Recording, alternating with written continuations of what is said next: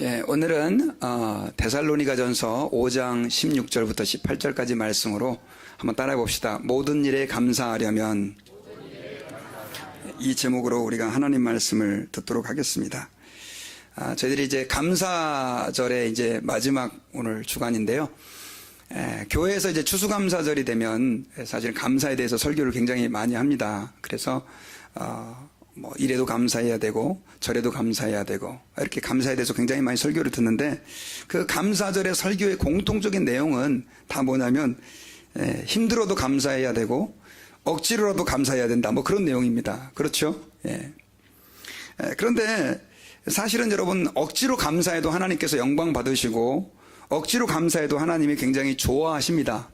그러나 사실은 억지로 감사하는 것이 계속 반복이 되다 보면 그게 뭐가 되냐면 외식이 되고, 사실은 마음이 없는 감사가 되어서 하나님이 기뻐 받으시는 감사가 되지 않는 것입니다. 성경에서는 오히려 우리가 마음으로 하나님 기뻐하고 마음으로 하나님께 감사하는 것을 원하고 계신다는 사실을 여러분들이 주목을 하시고 기억을 하셨으면 좋겠습니다. 자, 그런데 문제는, 그렇다고 한다면 범사에 감사하고 어떤 일이 있어도, 힘들고 고통스러운 일이 있어도 우리가 감사해야 된다라고 하는데, 이게 마음대로 안 되지 않습니까? 어떻게 우리는 그렇다고 한다면 고통스러운 상황에서도, 또 힘들고 어려운 상황에서도 또 모든 일에 대해서 감사할 수가 있을까요? 여러분, 우리가 오늘 이제 같이 함께 봉독한 이 성경 말씀은요, 너무나 잘 알고 있는 말씀입니다. 교회에 몇 년만 다닌 분들이라고 한다면은 다 좋아하고 또 다 알고 있는 그런 말씀입니다. 그런데 이 말씀에는요, 사실은 하나님의 놀라운 비밀, 어떻게 말하면 우리가 어떻게 하면 진짜로 감사하면서 마음에서 우러나는 감사를 할 수 있는지에 대한 비밀이 담겨져 있다라고 하는 것이죠. 그런데 많은 사람들은 그 깊은 내용은 잘 깨닫지 못하고 표면적으로 항상 기뻐하라, 쉬지 말고 기도하라, 범사에 감사하라, 그렇게 살아야 되는구나 라고만 생각을 해봤는데, 오늘 이 시간에는 이 말씀을 조금 더 깊이 한번 들여다보시면서 어떻게 하면 우리가 마음으로 감사하고 또 마음으로 모든 일에 기뻐하고 하나님께 영광을 돌릴 수 있는지 좀 발견하기를 원합니다. 자, 그렇다고 한다면 먼저 첫 번째로 저희들이 기억해야 될 것이 있습니다. 그것은 뭐냐면, 우리가 기쁨의 근원이신 하나님과 연결되어 있어야만 우리는 하나님 앞에서 마음으로 또 모든 일에 감사할 수 있다는 것입니다. 우리 한번 따라해 봅시다. 기쁨의 근원이신 하나님과 연결되어 있어야 된다. 우리 16절 말씀에 보면요, 아주 간단합니다. 항상 기뻐하라 라고 말씀을 했어요. 항상 기뻐하라. Be joyful always 이렇게 돼 있죠. 항상 기뻐하라. 근데 여러분, 항상 기뻐하라 라고 하는 이 말은 무슨 말이냐면, 우리가 잘 알고 있는 것처럼 슬픈 일이 있거나 기쁜 일이 있거나 괴로운 일이 있거나 아픈 일이 있거나 항상 뭐 하라고요? 기뻐하라 라고 하는 의미가 있어요.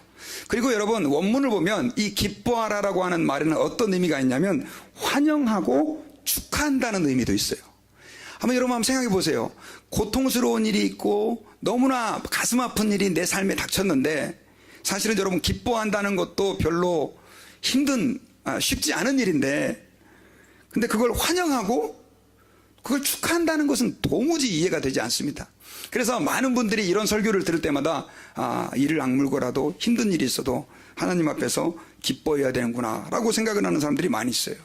그래서 여러분, 성도들 가운데는요, 이 말씀대로 실천하기 위해서 사업이 망했어도, 직장에서 해고됐어도, 또 혹은 큰 병이 들었어도 이 기뻐하라고 하는, 항상 기뻐하라고 하는 말씀 때문에 이를 악물고 하나님 기뻐합니다 뭐 이러면서 그런 분들이 계셔요.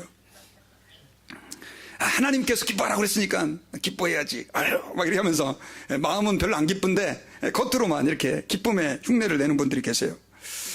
근데 여러분, 사실은 오늘 말씀은요, 단순하게 네가 고통스러운 환경, 또 아프고 힘든 상황에서 이를 악물고 억지로라도 기뻐하라 라고 하는 그런 의미가 아닙니다. 왜냐하면요, 이 오늘 본문에 기록된 항상 기뻐하라 라고 해서 라고 하는 이 말씀에서 항상이라고 하는 이 단어가요, 그 헬라어로는 판토테라고 하는 단어거든요. 근데 이 단어는 사실은 항상 기뻐하라가 고통이 와도 어려움이 와도 그런 의미가 담겨져 있습니다. 그런데 조금 더 어려운 말을 사용한다고 한다면 초월적으로 기뻐하라, 그런 의미가 담겨져 있어요. 이 항상 기뻐하라는 하는 말에는 뭐가 있다고요? 초월적으로 기뻐하라고 하는 의미가 담겨져 있다는 거예요. 쉽게 말하면 환경의 변화와 상관없이 늘 너희 안에 기쁨을 간직하고 있어라, 그런 뜻입니다. 여러분, 이 말은 사실은 여러분, 우리가 아무리 힘든 환경이 닥쳐도 우리 안에 기쁨이라고 하는 것을 소유하고 있다고 한다면 그 사람은 환경에 의해서 슬픈 일이 닥친다고 해서 슬퍼하고, 그 다음 괴로운 일이 닥친다고 해서 괴로워하고, 그렇게 되지 않는다는 거죠. 항상 그 사람은 어떻게 할 수 있다? 기뻐할 수 있는 거예요. 어떻게 할 때? 그 기쁨을 마음속에 간직하고 있을 때. 항상 기뻐라고 하신 이 16절의 말씀은 바로 그러한 의미가 담겨져 있다고 하는 거예요. 여러분, 성령의 9가지 열매를 혹시 아십니까? 성령의 9가지 열매는요, 사랑과 희락과 화평과 이렇게 나오는데, 그 중에서 우리가 좀 주목해서 좀 이렇게 생각해야 될 단어가 뭐냐면, 한번 따라해 봅시다. 희락. 희락이라는 단어예요. 성령이 우리 안에 계실 때 희락이라고 하는 열매가 맺어지는데, 그 희락이라는 게 뭐냐? 기쁨이라는 거예요. 기쁨. 내 마음속의 기쁨. 그러니까 성령이 내 안에 계시면 성령이 내 안에 계심과 함께 뭐가 내 안에 들어오게 된다는 겁니까? 기쁨이 들어오게 된다는 거예요. 그래서 여러분, 예수님의 제자들이 마가의 다락방에 모여가지고 120명이 모여서 열심히 기도를 했습니다. 기도를 했는데 그들에게 성령이 임하고 나서 그들이 뭘 말했습니까? 방언을 말했죠. 그런데 방언과 함께 그들에게 찾아온 엄청난 그 가치 있는 능력이 하나 있었는데, 그게 뭐였습니까? 기쁨이었어요. 사실은 제자들은 굉장히 두려웠을 거예요. 왜냐하면 예수님이 얼마 전에 잡혀서 돌아가셨잖아요. 그러니까 예수 믿는다라고 하는 것을 드러냈을 때 그들은 잘못하면 죽을 수도 있습니다. 그런데 그들이 마가의 다락방에 임한 성령의 충만함을 받고 어떻게 됐습니까? 기쁨이 넘쳐났는데, 사람들이 그 기쁨이 넘친 제자들을 보고 뭐라고 얘기를 했냐면, 저들이 뭐 했다? 술에 취했다. 그것도 새술에 취했다. 새술에 취했다. 이렇게 얘기하고 있어요.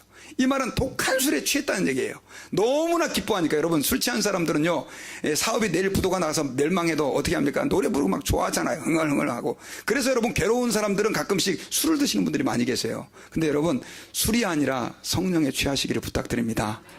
괴로운다고, 괴롭다 그래서 술 취한다 그래서 그게 우리의 해결책, 문제가 해결되는 게 아니에요. 여러분, 여기서 우리가 알 수 있는 게 뭐냐면, 하나님께서 주신 성령으로 인해서 그 사람은요, 환경과 상관없이 어떻게 할 수 있는 거예요? 기뻐할 수 있는 거예요. 주님이 항상 기뻐하라라고 우리에게 말씀을 주신 의미는 무슨 의미냐? 바로 그런 기쁨을 우리가 소유하라는 거예요.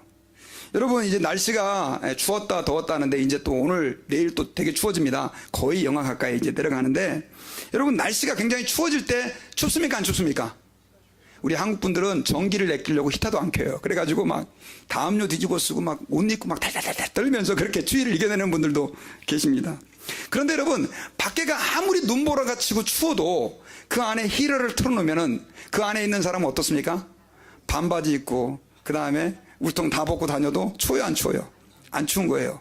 왜 그 사람은 안 춥죠? 밖은 추운데 그 안에 뜨거운 벽난로가 있고 뜨거운 히터가 있기 때문이에요. 여러분, 주님이 우리에게 말씀하신 이 항상 기뻐하라고 하는 의미는 어떤 거냐? 환경이 춥다 그래서 이 추우면 달달달 떨면서, 아, 나는 따뜻하다. 나는 따뜻해. 그렇게 이를 악물면서 이렇게 달달달 떨어, 나는 따뜻해. 이게 아니고, 정말 그 안에 어떻게 해요? 밖은 춥지만 안을 따뜻하게 만드는 그 벽난로와 히터로 인해서 따뜻한 걸 느끼는 거예요. 여러분, 이것은 뭐냐? 비록 내 삶에 고통이 닥치고 문제가 있고 아픔이 있고 앞날이 캄캄해도 내 안에 계신 성령, 내 안에 계신 하나님으로 인해서 내 안에 뭐가 있는 거예요? 기쁨이 계속해서 넘치는 거예요. 그래서 여러분, 예수님을 믿는 사람들, 그 기쁨이 안에 있는 사람들은 얼굴을 보면 알아요. 얼굴을 보면 얼굴 속에 뭐가 있어요? 미소가 있어요. 미소요. 옆에 있는 분들 한번 보세요. 미소가 있는가? 교회를 오래 다녀도요, 그 기쁨이 없는 사람들은 진짜 어저께 장례식 치르고 온 사람 같아요. 매일 주일에 올 때마다 어제 혹시 누구 돌아가셨습니까? 너무 얼굴에 근심이 많아가고. 근데 여러분, 예수님이 그 안에 계시고 성령이 그 안에 계시는 사람들은 어떠냐? 아무리 힘들고 어려운 일이 있어도 주님이 주시는 기쁨이 그 안에 있기 때문에 이 사람은 어떻게 할 수 있습니까? 항상 기뻐할 수 있다라고 하는 것입니다.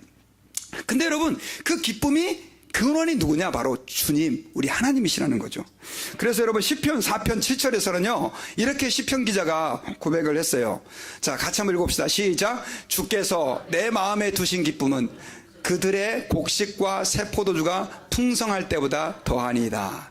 이 시편 기자는 뭐라고 얘기를 했냐면, 주님께서 내 마음에 두신 뭐는 기쁨은 들의 곡식과 새 포도주가 풍성할 때보다 더하다. 여러분, 언제 여러분들 기쁘십니까? 돈 많이 벌 때 아닙니까? 그 당시는 돈이 뭐 들의 곡식과 새 포도주라고 말할 수 있는 것이죠. 재물이죠. 재산이죠. 근데 이 시편 기자는 뭐라고 얘기를 하고 있냐면, 주님이 내 마음에 두신 기쁨이 돈 버는 기쁨보다 더 크다, 이렇게 고백을 하고 있어요. 여러분도 그렇게 믿습니까? 아멘 소리가 거의 안 들려요. 여러분, 많은 사람들이 왜 자꾸 살다가 기쁨을 잃어버리고 감사를 잃어버리느냐? 기쁨의 근원을 어디다 두기 때문이에요? 돈에다 두기 때문에. 그래서 여러분, 돈을 잘 벌 때 너무 기뻐요. 막 얼굴에 웃음꽃이 가득하고. 근데 돈을 안 벌 때는 이거는 내일 모레 지옥에 떨어질 사람 같은 그런 인상을 하고 살아가는 거예요. 뭐가 기쁨의 근원이기 때문에? 주님이 아니라 돈이기 때문에 그런 거예요. 어떤 분들은 자녀가 기쁨의 근원이에요. 이제 우리 아기를 낳은 엄마들은 진짜 아마 자녀가, 엄마 아빠들은 기쁨의 근원일 겁니다. 근데 자녀가 나의 완전한 기쁨의 근원이 될 때 나중에는 여러분 큰 코 다칩니다. 왜냐하면 애 키워보신 분 다 알죠. 이렇게 잘 키워서 사랑스러운 애가 나중에 사춘기 되면은요, 엄마를 완전히, 엄마 아빠를 뭐예요? 투명인간 취급합니다. 방문 탁 걸어 잠그고 나오지도 않아요. 밥 먹어라 이렇게 빌어도 한번 나와서 먹어주고 쏙 들어가고. 여러분, 저는 여러분들이 자녀가 여러분들에게 기쁨이 돼야 될 줄 압니다. 그러나 여러분, 그들이 진정한 여러분들의 영원한 기쁨은 될 수가 없어요. 또 여러분들의 비즈니스라든가 친구라든가 다른 그 어떤 사람들도 여러분들의 기쁨의 근원이 아니 되기를 바랍니다. 오직 누가? 주님이 저와 여러분들의 기쁨의 근원이 되기를 원합니다. 여러분, 이스라엘 백성들은요, 광야 생활을 하면서요, 하나님의 엄청난 그 공급하심을 경험했습니다. 매일매일 하늘에서 뭐가 떨어졌어요? 만나가 떨어진 거예요. 밥이 하늘에서 떨어진 거예요. 여러분 한번 생각해보세요. 그거 기가 막힌 거 아닙니까? 아침에 식탁에 가 있는데 상이 다 차려져 있다고 생각해보세요. 밥도 안 했는데. 이거 정말 기적 아닙니까? 근데 그들이 매일 그 기적을 경험하는데, 문제는 그 기적을 경험하면서도, 그런 하나님의 공급하심과 돌보심을 경험하면서도 나중에는 조금만 문제가 생기면 하나님을 원망하고 불평하는 거예요. 여러분, 하나님께서 그들에게 의도했던 건 뭐냐면, 너희들의 기쁨이 이 세상에 있는 것이 아니라 누가 돼야 된다라고 주님은 원하는 거예요? 하나님이 되기를 원하는 것이죠. 그래서 여러분, 우리가 주님 앞에서요, 정말 한번 따라해봅시다. 하나님만이 나의 유일한 기쁨입니다. 다시 한 번 더. 하나님만이 나의 유일한 기쁨입니다. 이렇게 고백하다 보면요, 여러분, 환경에 의해서 여러분들이 기쁨을 잃어버리는 일이 없어요. 그리고 언제나 하나님 앞에서 기뻐할 수 있게 되는 축복이 있게 되는 줄 믿습니다. 두 번째로는요, 하나님의 뜻을 이루기를 우리가 소원하면서 살 때 우리에게 기쁨과 감사가 늘 유지될 수 있다라고 하는 거예요. 여러분, 17절의 말씀에 보면요, 자, 우리 성경 구절을 한번 읽어봅시다. 쉬지 말고 기도하라. 자, 간단하죠. 지금까지 한 말씀 중에 제일 간단한 것 같아요. 쉬지 말고 기도하라. 자, 여러분, 항상 기뻐하라로 얘기를 하고 범사에 감사라고 하는 것은 좀 연관이 있는 것 같은데, 갑자기 쉬지 말고 기도하라는 게 이게 무슨 얘기야? 하는 생각이 여러분들 들 수 있습니다. 근데 여러분, 이 쉬지 말고 기도하라라고 하는 이 말은 그냥 밥도 먹지 말고 기도하고 잠도 자지 말고 기도하라, 그런 뜻이 아닙니다. 여기서 쉬지 말고 기도하라라고 하는 단어는 원문을 보면 어떤 의미가 있냐면, 밑바닥에 이르도록 멈추지 않는 그런 뜻이 있어요. 밑바닥에 떨어져도 멈추지 않는, 그러니까 밑바닥에 떨어져도 기도를 어떻게 해라? 멈추지 말아라, 그런 의미가 있어요. 그러니까 어떠한 상황 가운데 어떠한 역경에 처한다 할지라도 기도를 포기하지 말아라, 그런 의미가 있어요. 그런데 여기서 이 기도라고 하는 단어에 우리가 조금 더 주목을 해야 돼요.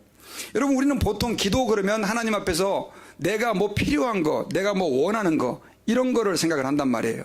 그러다 보니까 16절은 이해가 가요. 항상 기뻐하라. 그 다음에 18절도 이해가요. 범사에 감사하라. 근데 이게 항상 기도하라, 쉬지 말고 기도하라, 이게 무슨 말이냐? 사실은 여러분, 오늘 본문에서 사용된 이 기도라고 하는 단어는요, 성경에는 여러분, 우리 한국말로는 그냥 기도 다 이렇게 돼 있지만, 성경에는 기도라고 하는 단어가 여러 가지로 쓰이는데, 보통 여러분들이 하나님, 내가 기도합니다, 날 좀 도와주세요 라고 할 때 그 기도는 헬라어로 데오마이라고 하는 단어를 사용해요. 근데 여기서 사용된 그 단어는요, 프로스코마이라고 하는 단어예요. 이게 무슨 말이냐면, 데오마이는 내가 원하는 걸 하나님 앞에 원하는 거예요. 기도하는 거예요. 그런데 프로스코마이는 어떤 뜻이냐? 하나님이 원하는 것을 우리가 기도하는 거예요. 이해가 되십니까? 자, 보통 기도는 누가 원하는 걸 기도합니까? 내가 원하는 걸 기도하죠. 근데 이 프로스코마이는 그게 아니에요. 하나님이 원하는 것을 우리가 기도하는 거예요. 자, 여기 굉장히 깊은 의미가 있어요. 어떤 의미가 있냐면, 여러분, 우리가 하나님 앞에서 기도하다 보면 때로는 우리의 기도가 응답이 안 될 때가 있죠. 그리고 어렵고 힘든 상황 속에서 우리는 그 상황 때문에 낙심하고 좌절이 될 때가 있어요. 그래서 하나님께 기도했는데도 불구하고 어떤 때는 하나님이 역사하시지 않는 것처럼 느껴질 때가 있죠. 그때 우리는 뭘 잃느냐? 기쁨을 잃어버리고 감사를 잃어버려요. 그런데 오늘 성경에서는 그거에만 집중하지 말고 뭐에 집중해라? 하나님의 뜻이 이루어지도록, 하나님이 뜻이 이루어지도록 그걸 소원하고 그걸 기도하라라고 우리에게 말씀하고 있는 것이죠. 쉽게 말하면 여러분, 우리가 하나님이 원하는 것을 이루어지도록 기도하면 우리는 늘 기뻐하고 감사할 수 있다라고 하는 것을 우리가 기억해야 돼요. 여러분, 예수님께서 우리에게 가르쳐준 기도가 있죠. 그 기도가 뭡니까? 예, 주기도문이죠. 주기도문. 그 주기도문인데, 예수님께서 가르쳐주신 그 주기도문 가운데 보면은요, 한번 다 같이 한번 해봅시다. 시작. 하늘에 계신 우리 아버지 이름을 거룩하게 하시며 나라가 임하시오며, 그 다음에 뭐예요?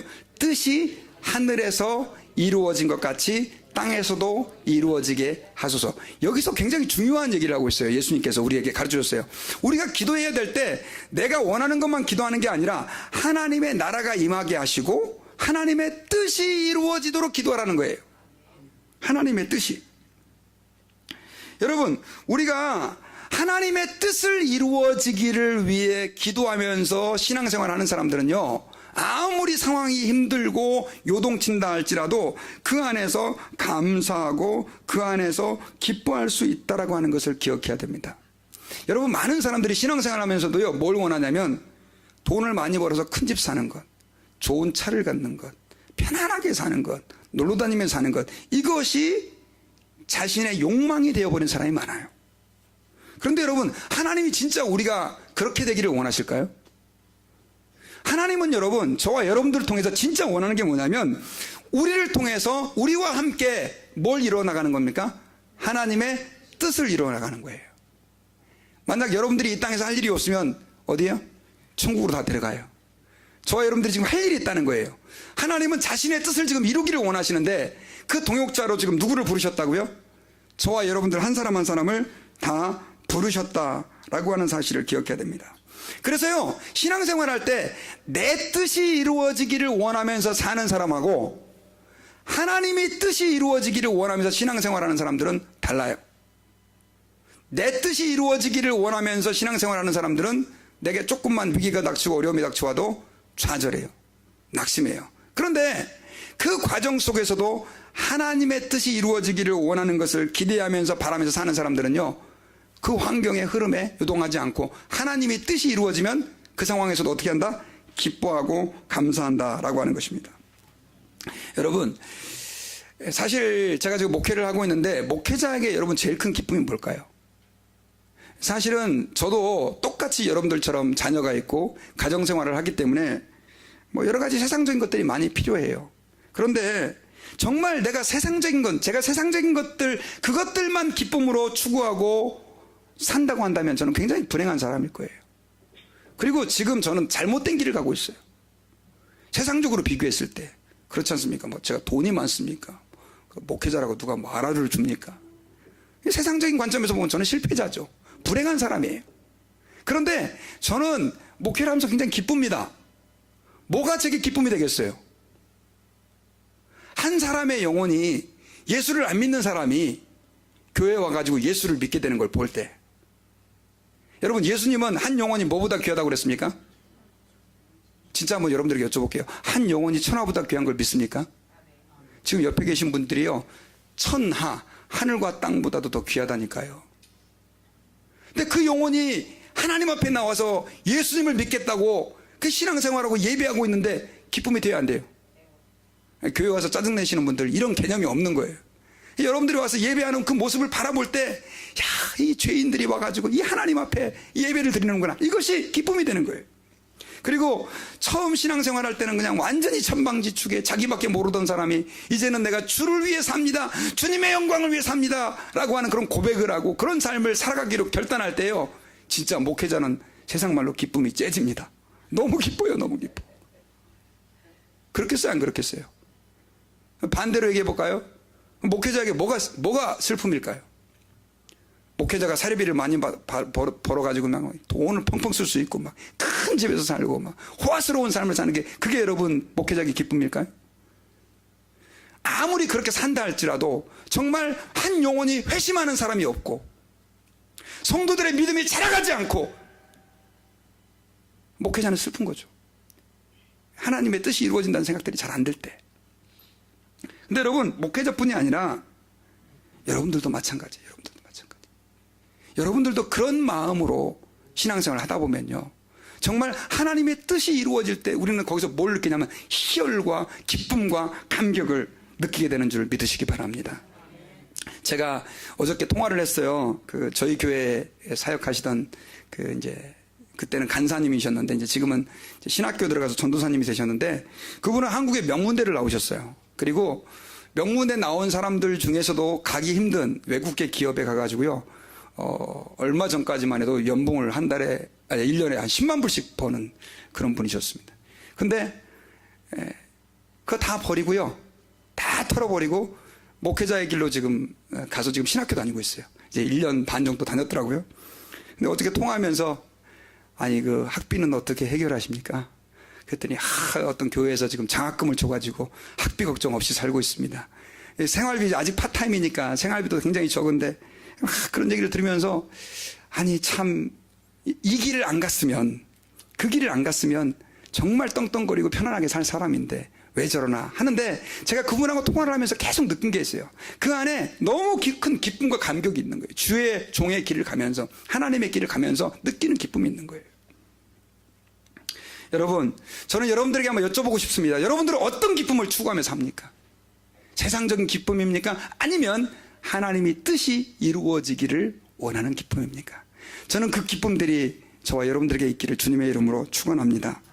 마지막 세 번째로요, 우리가 정말로 언제든지 기쁨을 추구한다고 한다면 모든 일이 주님의 섭리 안에 있음을 알아야 됩니다. 어떻게 된다고요? 모든 일이 주님의 섭리 안에 있음을 알아야 된다. 우리 18절 말씀을 같이 한번 읽어봅시다. 시작. 범사에 감사하라. 이것이 그리스도 예수 안에서 너희를 향하신 하나님의 뜻이니라. 자, 우리가 마음 안으로 진짜 감사하려고 한다면 어떻게 되느냐? 범사에 감사하라. 아까 제가 처음에 항상 기뻐하라라고 하는 얘기를 했던 것처럼, 여러분, 그냥 주님이 너 힘든 일이 닥쳐도 이 악물고 감사해, 고통스러운 일이 있어도 무조건 감사해, 그러면 하나님이 너에게 축복을 줄 거야, 뭐 이런 개념이 아니에요. 범사에 감사하라라고 하는 이 말씀은 영어로 이런 뜻입니다. Give thanks in all circumstance. 이 말은 한국말로 번역을 하면 너는 모든 상황에 대해서 감사해라, 그런 뜻이에요. 모든 상황에 대해서 감사해라.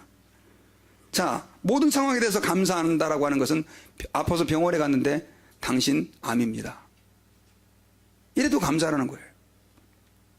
사업이 부도가 났어요. 가게 문 닫아야 돼요. 그래도 어떻게 돼요? 감사해야 된다. 자식이 속을 썩어요. 가출했어요. 그래도 감사해라. 그렇게 애쓰고 힘들게 키웠는데 자식이 부모를 모른 척해요. 그래도 감사해. 열심히 시험 준비했는데 대학 가려고, 대학원 가려고 떨어졌어요. 그래도 감사해야 된다, 그런 뜻이에요. 제가 여러분들 솔직히 한번 여쭤볼게요. 할 수 있어요? 하라 그랬으니까 그냥 이를 악물고 감사. 보통 추수감사할 때 이렇게 생각한단 말이에요. 근데 여러분, 주님이 그런 감사를 하라고 이렇게 말씀하실까요? 그게 아니죠. 주님이 우리에게 이 말씀을 통해 주신 의도는 뭐냐면요, 그 모든 일에 감사할 내적 확신을 가지라는 뜻이에요. 마음의 확신을 가지라는 뜻이에요. 여러분, 저는 이렇게 믿습니다. 여러분들이 우리가 정말 우리 삶에 일어나는 모든 일이 하나님의 손안에 있다는 것을 믿는다면 우리는 모든 일에, 내 삶에 일어나는 모든 일에 대해서 감사할 수 있는 줄 믿으시기 바랍니다. 여러분들에게 한번 여쭤볼게요. 여러분들 하나님의 자녀이십니까? 하나님이 여러분들의 아버지이신 것을 믿습니까? 그렇다면 저와 여러분들에게 닥치는 그 모든 일은 하나님의 뜻을 벗어나서 일어날 수 있어요, 없어요? 없는 거죠. 그러니까 내게 불행이 닥치는 것도 하나님의 뭐요? 섭리고, 내게 아픔이 오는 것도 뭐요? 하나님의 뜻이요. 그러면 하나님이 우리를 나쁘게 해주려고, 하나님이 우리를 갖다가 고통을 주면서 그래서 뭐 하나님이 우리에게 그런 고통을 주시나요? 아닙니다. 저와 여러분들이 정말 하나님의 자녀가 맞다고 한다면 하나님이 우리에게 허락하시는 고통과 아픔과 문제는 우리에게 뭐 해주기 위해서? 복이 되게 해주기 위한 것임을 믿으시기 바랍니다. 이걸 믿으면 어떤 상황에서도 감사할 수 있는 거죠. 어떤 상황에서도. 저는요, 이렇게 목회를 하다가 이렇게 가끔씩 사람들하고 이렇게 부딪히는 분들을 이렇게 좀 만납니다. 꼭 있어요.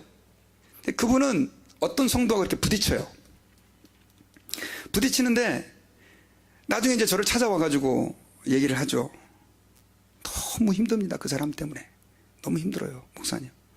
차라리 교회를 떠나고 싶은 마음이 들 정도로 힘듭니다. 그렇게 얘기를 해요. 제가 뭐라 그럴까요? 예, 떠나세요. 그렇게 얘기를 할까요? 그럴 수는 없잖아요. 제가 꼭 그분들에게 해주는 얘기가 있어요.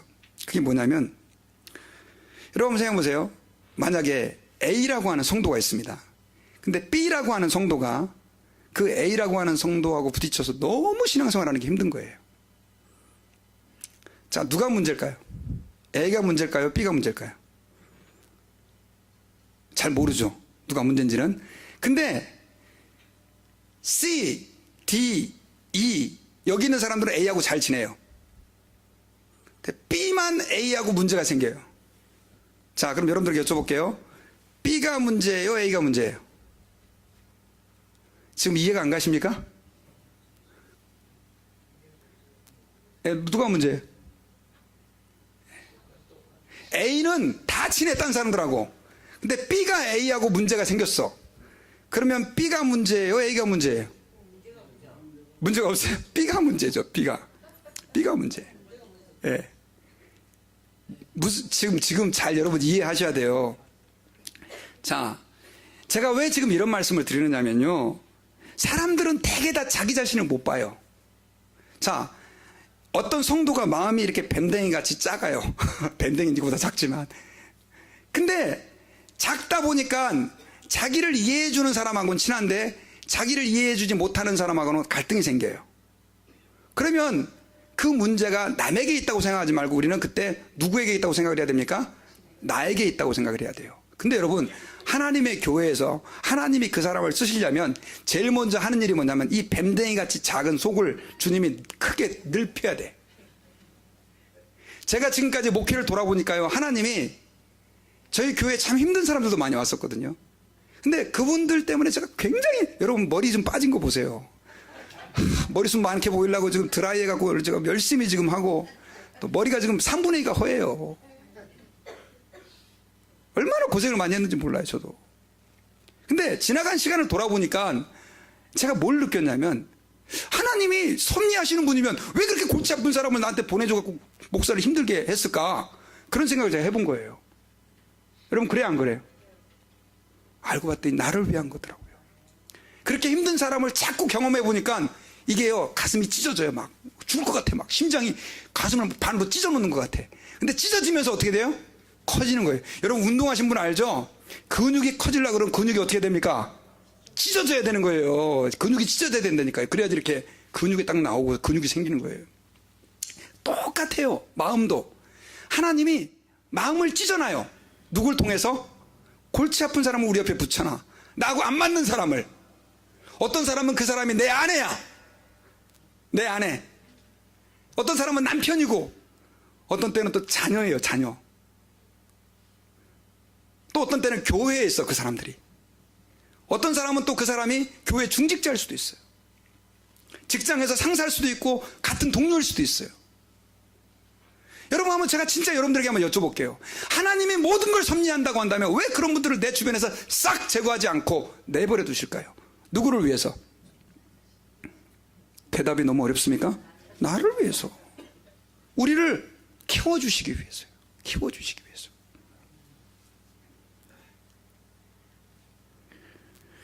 여러분 생각해보세요. 아까 B하고 A 얘기했는데 B가 A하고 갈등이 생겨가지고 난 저 사람 때문에 도저히 신앙생활을 못하겠다고 얘를 다른 교회를 갔다고 칩시다. 그러면 하나님이 이제 딴 교회를 갔으니까 절대로 이제 저 사람은 건드리면 안 되겠구나 해서 골치 아픈 사람을 그 교회 가서는 붙여줄까요? 안 붙여줄까요?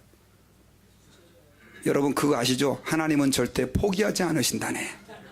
그 교회 가면 또 있어. 근데 문제는 더 골치 아픈 사람이 생겼어.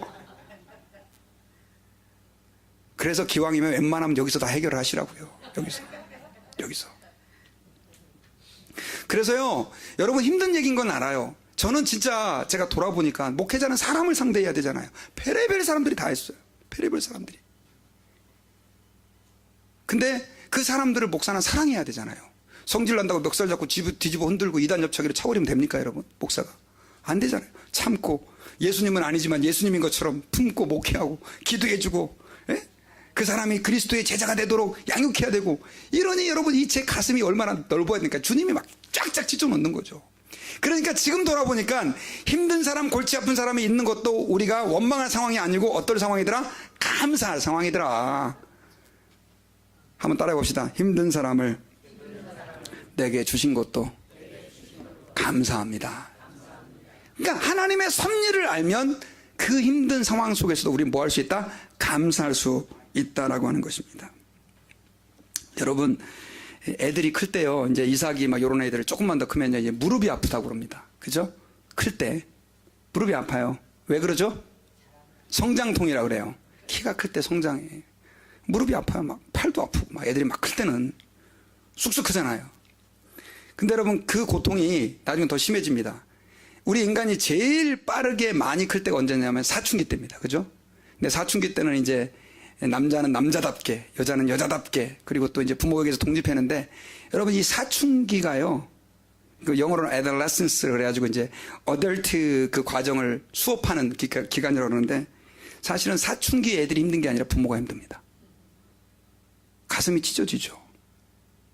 애들도 힘들 거예요. 근데 여러분, 사춘기가 힘들다 그래가지고 그 과정을 거치지 않으면 아이가 성장합니까, 안 합니까? 성장하지 않는 거예요. 우리는 모두가 다 사춘기를 겪는 사람을 보고 이렇게 말합니다. 괜찮아. 뭐라고 얘기해요? 큰일 나고 그러는 거야. 큰일 나고. 네, 큰일 나고. 그 얘기 해야 안 해요. 그러잖아요. 교인들도 마찬가지예요. 여러분들에게 고통이 있습니까? 아픔이 있습니까? 골치 아픈 사람이 여러분 주변에 있습니까? 누가 배치했습니까, 여러분? 하나님이 하셨어요. 왜요? 키우려고, 여러분들 키우려고. 여러분, 하나님께서 이스라엘 백성들을 광야에서 그래서 인도하실 때예요, 미리 물이 없기 전에 미리 물을 주시고, 그 다음에 뭐 먹을 것도 마찬가지로 하나님 풍성하게 해주시고 적도 없게 해주시고 그냥 늘 순탄하게 해주시면 좋은데, 주님이 그들에게 부족함을 허락하신 이유가 뭐냐? 결국 그들로 하여금 하나님이 그들의 섭리자라고 하는 것을 주님이 가르쳐주기 위해서였다라고 하는 것입니다. 그러므로 여러분, 장사가 좀 안 되더라도 비즈니스 하시는 분들 감사하십시오. 아멘이 없으시네요. 자녀가 여러분들을 좀 마음 아프게 하더라도 여러분 감사하십시오. 이해할 수 없는 사람이 내 주변에 있는 것도 하나님 앞에 감사하십시오. 예, 이건 하나님의 섭리라고 한 차원에서 감사할 수 있는 것이다 라고 하는 것입니다. 데살로니가 교회 성도들 있죠? 오늘 본문에 나오는 그 사람들도 굉장히 고난이 많았어요. 오늘 성경의 배경은 사실은 그들의 고난이 배경이 된 거예요. 여러분 2장 14절에, 데살로니가 전서 2장 14절에 우리 같이 한번 이렇게 보겠습니다. 여기 보면요, 데살로니가 교인들이 당한 고난이 나와 있어요. 같이 읽읍시다. 시작. 형제들아, 너희가 그리스도 예수 안에서 유대에 있는 하나님의 교회들을 본받은 자 되었으니 그들이 유대인들에게 고난을 받음과 같이 너희도 동족에게서 동일한 고난을 받았느니라. 데살로니가 교인들이 유대인들에게 너무 고난을 겪은 거예요. 예수 믿는다는 이유 때문에. 근데 그 상황에서 지금 바울이 뭘 얘기하고 있는 거예요? 항상 기뻐하라, 쉬지 말고 기도하라. 범사에 감사하라. 이렇게 말씀을 하고 있다라고 하는 것입니다.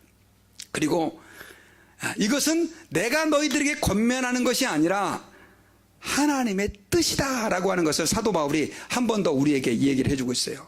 자, 우리 16절인데요. 18절 다시 한번 같이 읽읍시다. 시작. 범사에 감사하라. 이것이 그리스도 예수 안에서 너희를 향하신 하나님의 뜻이다. 하나님의 뜻이 이루어지게 해달라고 우리 주기도문에 기도하죠. 그죠? 주님의 뜻은 여러 가지가 있어요. 많은 사람들이 예수님을 믿는 거예요. 하지만 예수를 믿는 사람들에게 있어서의 하나님의 뜻이라고 하는 것은 뭐냐? 바로 우리가 어떻게 하는 겁니까? 항상 기뻐하고 쉬지 말고 기도하고 범사에 감사하는 거예요. 이건 하면 좋은 게 아니라 정말로 내 안에 하나님의 기쁨이 가득 차서 아무리 힘들고 어려운 상황에서도 기쁨이 나를 지배하고, 그 다음에 하나님 앞에서 하나님의 뜻이 이루어지는 것을, 주님의 일이 이루어지는 것을 보고 하나님 앞에서 또 기도하면서 감사하고, 내 삶에 일어나는 모든 상황에 대해서 범사에 감사하는 이 은혜가 저와 여러분들에게 있을 때 하나님의 뜻이 아름답게 우리의 삶을 통해서 이루어진다는 사실을 기억하시기를 바랍니다. 저는 말씀의 결론을 맺겠습니다. 여러분, 억지로 하는 감사도 하나님이 좋아하세요. 그러나 정말로 내 마음에 기쁨이 없는데 이를 악물고 감사하고 기뻐하고, 이거 하나님이 원하는 게 아니에요. 주님은 그것 대신 내 안에 상황을 초월하고 환경을 초월하는 기쁨이 있기를 원하고요. 그 다음에 그러한 기도와 하나님을 향하는 소원이 있기를 원하고, 모든 상황 속에서 일어나는 감사가 우리 삶을 지배하기를 원하신다는 사실을 기억하시면서 저와 여러분들에게 그 은혜가 있으시기를 주의 이름으로 축원합니다. 기도하겠습니다. 하나님 아버지, 감사합니다. 저희들을 사랑해 주시고 우리에게 독생자 예수님을 보내주셔서 이제는 우리가 세상에 우리의 기쁨의 근원을 두지 아니하고 하나님에게 우리의 기쁨의 근원을 둘 수 있게 하심을 감사합니다. 주여, 저희들에게 눈을 열어주셔서 우리 삶 속에서 일하시는 하나님의 섭리를 볼 수 있게 도와주시옵소서. 그래서 항상 기뻐하고 쉬지 말고 하나님 앞에 기도하며 범사에 감사할 수 있는 삶이 있게 하셔서 저희들의 삶을 통해 주님의 뜻이 아름답게 이루어지게 도와주시옵소서. 감사하며 예수님의 이름으로 기도하옵나이다. 아멘.